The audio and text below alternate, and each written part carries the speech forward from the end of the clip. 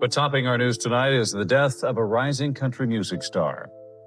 Keith Whitley was found dead in his Goodlettsville home just after noon today. Keith Whitley was a man who had one of the greatest voices country music has ever produced, 5 consecutive #1 hits, and a career so blindingly bright it should have made him a legend in his own time. Instead, he died at 34 years old with a blood alcohol level of 0.47, nearly 5 times the legal limit, the equivalent of 20 shots of 100-proof whiskey. And now, decades after his death, unreleased recordings are surfacing, a major documentary is in production, and the full truth about what really happened on May 9, 1989, is finally being told. Keith Whitley was born July 1, 1954, in Ashland, Kentucky, and grew up in the tiny town of Sandy Hook. His mother, Faye, edited the local newspaper. His father, Elmer, worked as an electrician.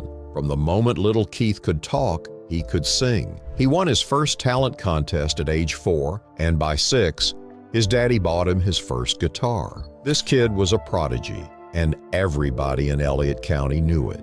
But here's the thing about Sandy Hook. There wasn't much to do. Whitley and his friends spent their teenage years drinking bootleg bourbon and racing cars down mountain roads at suicidal speeds. One night, a driver tried to take a curve at 120 miles per hour. The car wrecked. Keith's friend died. Keith nearly broke his neck. In another incident, he drove his own car off a 120-foot cliff into a frozen river and walked away with nothing but a broken collarbone. The kid seemed indestructible until he wasn't. At 16, Keith and his childhood buddy Ricky Skaggs were playing a gig in Fort Gay, West Virginia, when bluegrass legend Ralph Stanley walked through the door 45 minutes late because of a flat tire. Stanley heard music and thought someone was playing a Stanley Brothers record on the jukebox. It wasn't a record. It was 2 teenagers who sounded exactly like him and his late brother Carter in their prime.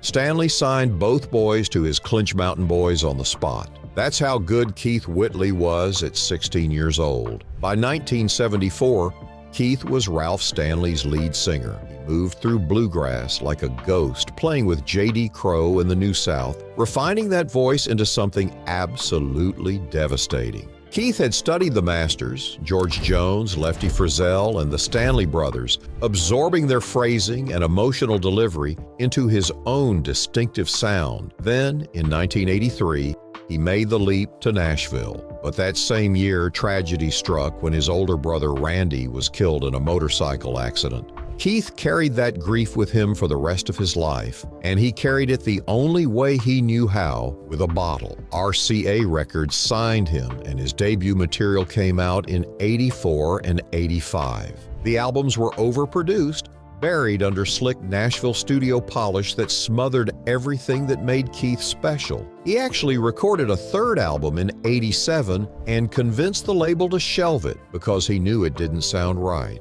Think about that. A young artist telling his record label to throw away an entire album because it wasn't authentic enough. That takes guts, and it turned out to be the smartest move of his career. Because in 1988, everything changed. He released Don't Close Your Eyes, and it went straight to #1. Then, When You Say Nothing at All hit #1.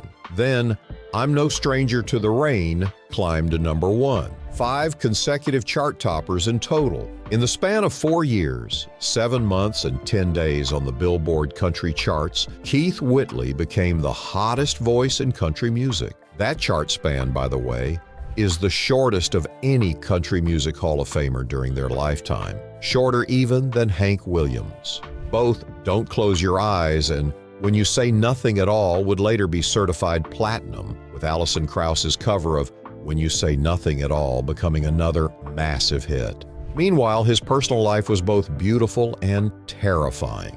He married country singer Lorrie Morgan in November of '86. Their son, Jesse Keith Whitley, was born in June of '87. By all accounts, Keith adored his family, but the drinking never stopped, not really.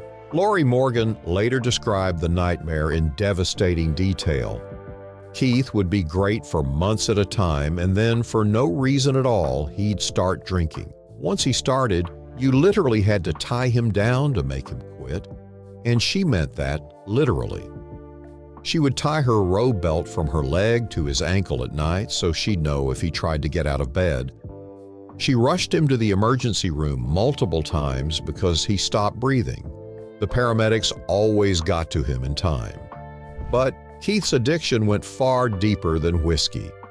When Lorrie hid the alcohol, he drank perfume, he drank nail polish remover.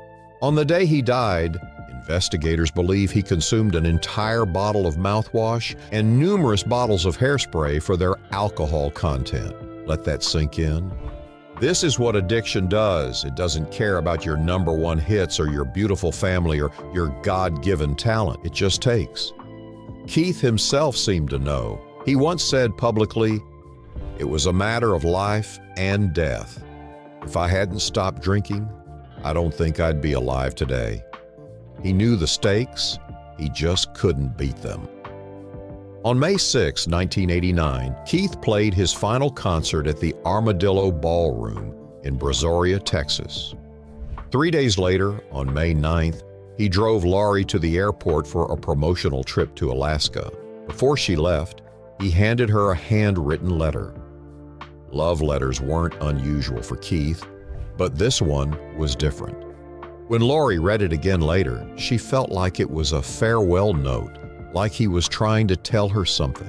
That same day, Lorrie's brother-in-law, Lane Palmer, stopped by the house to check on Keith. He found him on the bed, incapacitated. Lorrie Morgan alleges that Palmer also found a baggie of cocaine on the dresser and swallowed it before authorities arrived. Keith's manager, Jack McFadden, reportedly came by between Palmer's visits but couldn't get Keith to answer the locked bedroom door. He heard rustling inside, didn't show grave concern, and left. Keith Whitley was pronounced dead of acute alcohol poisoning. His blood alcohol was 0.47. Anything above 0.40 can cause coma or death. His urine also tested positive for cocaine and benzodiazepines. He was 34 years old, and here's the detail that will break your heart. Keith didn't know it, but he was 3 weeks away from being inducted as a member of the Grand Ole Opry.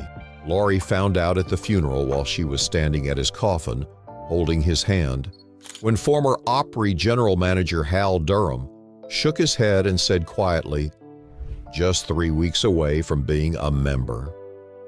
Keith's death devastated the country music community.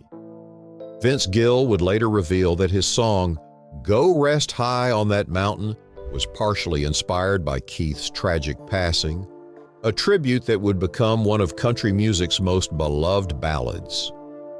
It took 33 years, but in October 2022, Keith Whitley was finally inducted into the Country Music Hall of Fame. Lorrie called it a dream come true. "Keith never knew how good he was," she said. "That's how humble he was." A year later, Garth Brooks presented a replica Opry membership plaque in Keith's honor. And now the story is entering its next chapter. Blake Shelton is executive producing a documentary with over 100 hours of footage most people have never seen. Academy Award-nominated director Zach Heinzerling is at the helm. Filming began in January of this year. Keith's influence continues to ripple through modern country music. Morgan Wallen even has a song literally titled Keith Whitley on his massive 2023 album, One Thing at a Time. And perhaps most exciting of all, Keith's son Jesse recently revealed that unreleased Keith Whitley recordings exist. When asked if there were songs the public hasn't heard, Jesse said, "Oh yeah, hell yeah there is." He even hinted at a possible co-write between him and his father, songs that just fell into their lap. Ralph Stanley wrote in his memoir that Keith had something deep down inside of him that wouldn't let him alone. That's probably the truest thing anyone ever said about him. Keith Whitley had the voice of an angel and a demon on his back that no amount of talent, love, or #1 records could shake loose. But his music endures, and if the people who loved him have their way, The world is about to hear a whole lot more of it.